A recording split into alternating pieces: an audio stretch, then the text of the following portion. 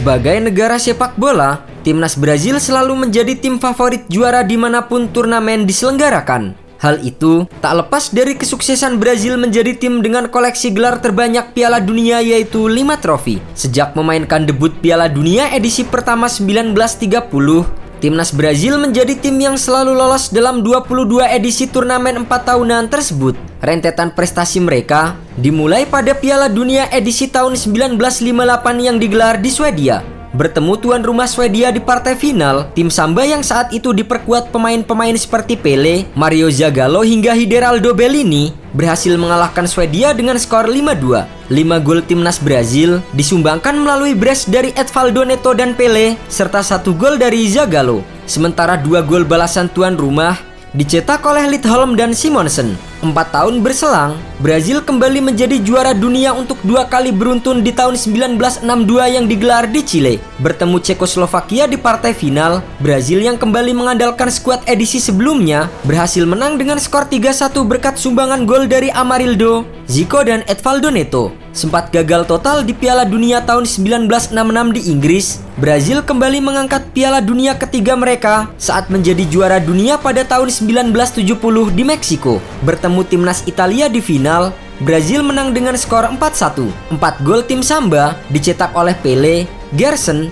Jairzinho dan Carlos Alberto Torres. Sementara 1 gol Italia dicetak oleh Roberto Boninsegna. Setelah meraih gelar ketiga, timnas Brazil cukup lama tertidur di 5 edisi Piala Dunia berikutnya. Mereka pun bisa kembali ke puncak kejayaan saat menjadi juara di tahun 1994 di Amerika Serikat. Kembali bertemu timnas Italia di partai puncak, Brazil kali ini mendapatkan perlawanan ketat hingga skor 0 bertahan hingga waktu normal berakhir. Beruntung, di babak tos-tosan, Brazil yang saat itu diperkuat Romario, Branco dan Carlos Dunga sukses mengalahkan Franco Baresi dan kawan-kawan dengan skor 3-2. 4 tahun berselang di edisi Piala Dunia 1998 Prancis, timnas Brazil berpeluang merebut gelar kelima mereka sepanjang sejarah. Namun sayangnya, Ronaldo Nazario dan kawan-kawan saat itu harus menyerah 3-0 dari tuan rumah yang dimotori oleh Zinedine Zidane. Setelah gagal di Prancis, Brazil langsung menuntaskan gelar kelima mereka di Piala Dunia 2002 Korea-Jepang. Bertemu timnas Jerman yang diperkuat oleh Verkan hingga Miroslav Klose,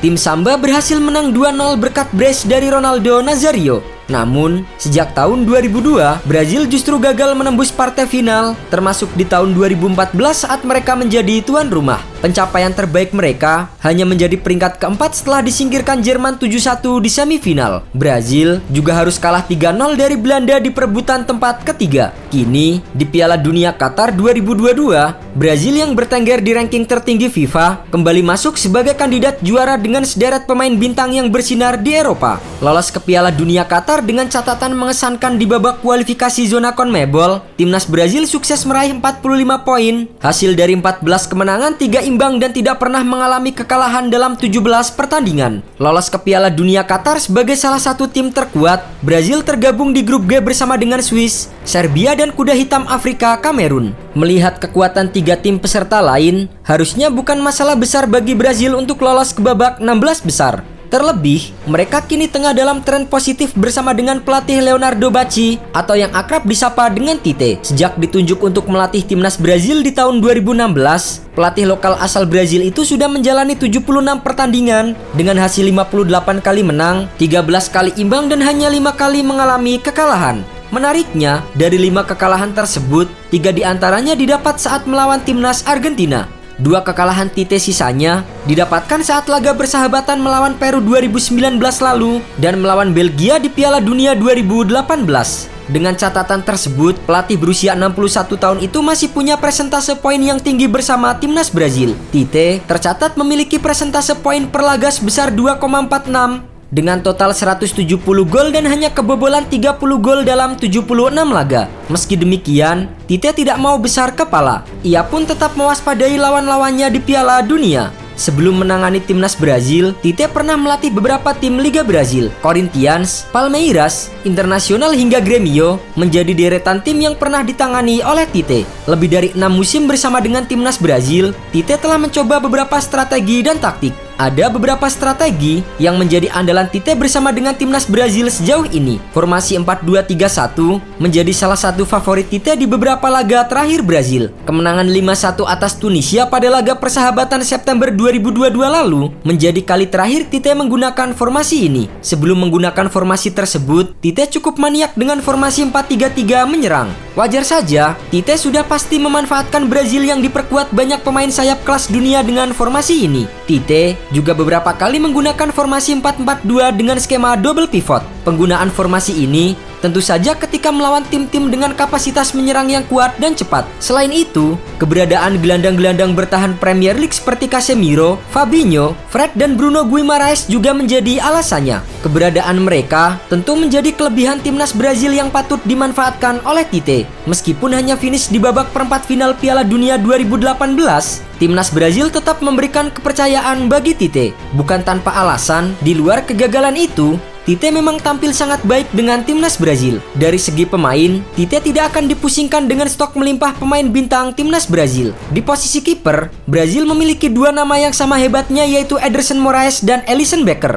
Kedua kiper tersebut sama-sama tampil memukau dalam beberapa musim bersama dengan Manchester City dan Liverpool di Liga Premier Inggris. Di posisi back, tim Samba akan mengandalkan Danilo, Thiago Silva, Alex Telles, Eder Militao, Dani Alves, dan juga Marquinhos. Bagi Marquinhos, pengalamannya selama 9 tahun mengawal lini pertahanan PSG menjadi modal bagus untuk menjadi pemain kunci di lini pertahanan Brazil. Selama memperkuat PSG, Marquinhos tampil sangat baik dan selalu menjadi pilihan utama lini pertahanan. Ia telah memainkan 363 laga dan mengantarkan PSG ke masa kejayaan dengan 7 gelar Liga 1. Marquinhos telah menjadi bagian dari timnas Brazil selama 9 tahun. Memainkan 69 laga, ia berhasil membawa Brazil menjuarai Copa America pada musim 2018-2019. Kemudian di posisi lapangan tengah, timnas Brazil memiliki banyak nama bintang yang akan dibawa ke Qatar.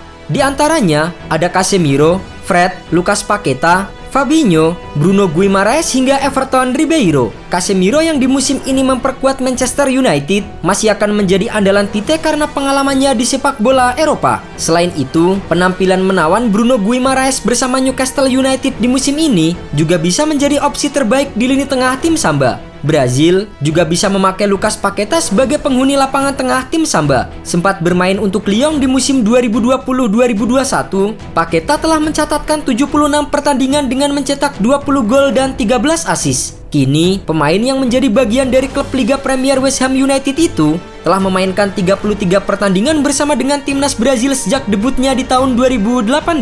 Bermain sebagai gelandang serang, Paqueta tampil baik dengan mencetak 3 gol di kualifikasi Piala Dunia 2022 zona CONMEBOL. Dan untuk posisi depan, Brazil memiliki segudang pemain seperti Vinicius Junior, Rafinha, Rodrigo Goes, Anthony Santos, Richarlison, Gabriel Jesus, Gabriel Martinelli, hingga Neymar Junior. Semua pemain tersebut tampil menonjol di klubnya masing-masing. Neymar yang menjadi andalan di lini depan Brazil dalam beberapa tahun terakhir diyakini masih akan menjadi pemain kunci tim Samba di lini depan. Ketajaman pemain PSG itu memang sudah tidak perlu diragukan lagi. Total, ia mencetak 100 gol dan 60 assist dari 144 pertandingan bersama PSG. Ketajaman Neymar juga terbukti di timnas Brazil dengan lesakan 74 gol dan 51 assist dari 118 pertandingan. Skill mengolah bola dan finishing tingkat tinggi menjadi kemampuan spesial Neymar dalam mencetak gol. Selain Neymar, pemain yang kini dalam puncak ketajamannya adalah Vinicius Junior. Nama Vinicius Junior banyak dibicarakan setelah penampilan briliannya bersama Real Madrid musim 2021-2022. Puncaknya terjadi ketika Vinicius mencetak gol kemenangan Real Madrid di final Liga Champions saat bertemu Liverpool. Vinicius Junior didatangkan Real Madrid dari Flamengo pada musim 2018-2019 dengan harga 45 juta euro. Sempat tampil di bawah ekspektasi pada awal kedatangannya, Vinicius berkembang pesat pada musim lalu. Ia mencetak 22 gol dan 20 assist di semua kompetisi. Kecepatan dan dribbling Vinicius yang sangat baik menjadi senjata menakutkan bagi lini pertahanan lawan. Pergerakan tanpa bola Vinicius juga menyulitkan lawan untuk mengawal pemain lincah berusia 22 tahun ini.